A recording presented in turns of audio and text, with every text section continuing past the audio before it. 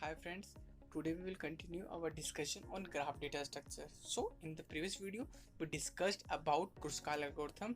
Now in this video we discuss the next algorithm called Prism algorithm. So what is a Prism algorithm, what the uses of Prism algorithm, and where to use Prism algorithm, all the thing we will discuss in this video. So let's start. What is a Prism spanning tree algorithm?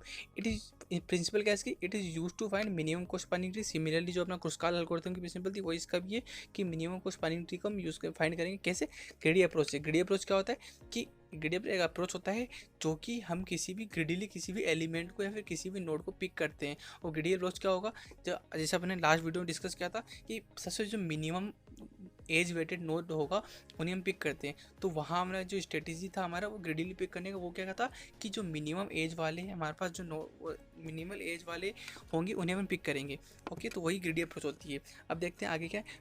Prism algorithm share similarities with shortest path first algorithm. तो जो prism algorithm में वो same किसी similarity show करती है, shortest path first algorithm. अब shortest path first algorithm क्या होती है, तो देखिए शॉर्टेस्ट पाथ फर्स्ट एल्गोरिथम क्या होती है, ये भी एक एल्गोरिथम होती है शॉर्टेस्ट पाथ की। इसमें क्या डिस्कस करता है कि एक नोड से जाने के लिए एक नोड से डिफरेंट अलग अलग नोड्स निकलते हैं। जैसे मान लीजिए इस नोड से जाने के लिए 3 नोड्स निकल रहे हैं अलग अलग नोड, और तीनों के अलग अलग एज वेट है। जैसे मान लीजिए 2 है, इसका 4 है, इसका 6 है। तो हम किसको प्रीफर करेंगे, तो जैसे इसके लिए जो शॉर्टेस्ट पाथ होगा, जो शॉर्टेस्ट मिनिमम एज वाला होगा उसे हम पिक करेंगे। तो उसे क्या बोलते हैं, शॉर्टेस्ट पाथ फर्स्ट एल्गोरिथम बोलते हैं।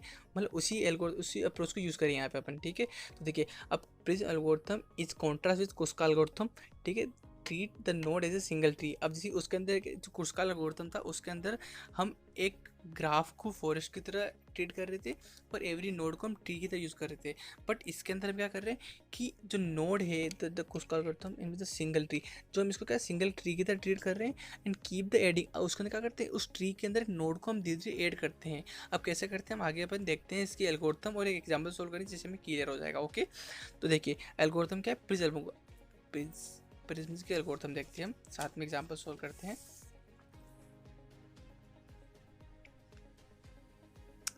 Okay let's start. देखिए फर्स्ट स्टेप है remove all the loops and parallel edges. तो पहला स्टेप हमारे लिए क्या हो जाएगा कि उसके एज को रिमूव करेंगे और okay S A C B T and T, हम इन नोड्स को कनेक्ट कर देंगे।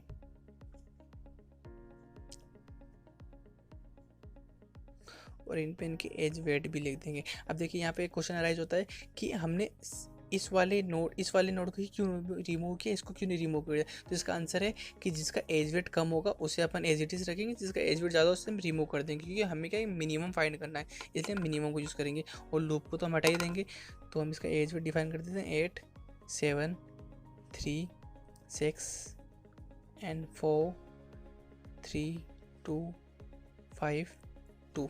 ओके, अब देखिए नेक्स्ट स्टेप क्या है। नेक्स्ट स्टेप क्या, choose any arbitrary node as a root node. देखिए अब इसके अंदर क्या होगा कि हमारे पास 1 2 3 4 5 6 नोड है।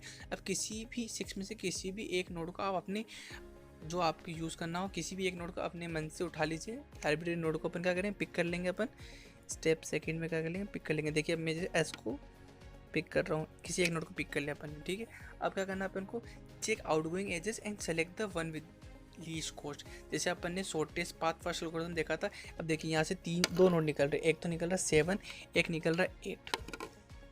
2 नोड है, एक का वेट क्या 7 है, एक का वेट क्या 8 है। अब हमें क्या मालूम था, किसी एक नोड को पिक करना है। किसको पिक करेंगे, सिंपली 7 को। क्यों, किसका एज वेट क्या है, लेस है। तो हमने क्या पिक किया, 7 को पिक किया। हम कहाँ तक पहुँच गए, ए तक पहुँच गए।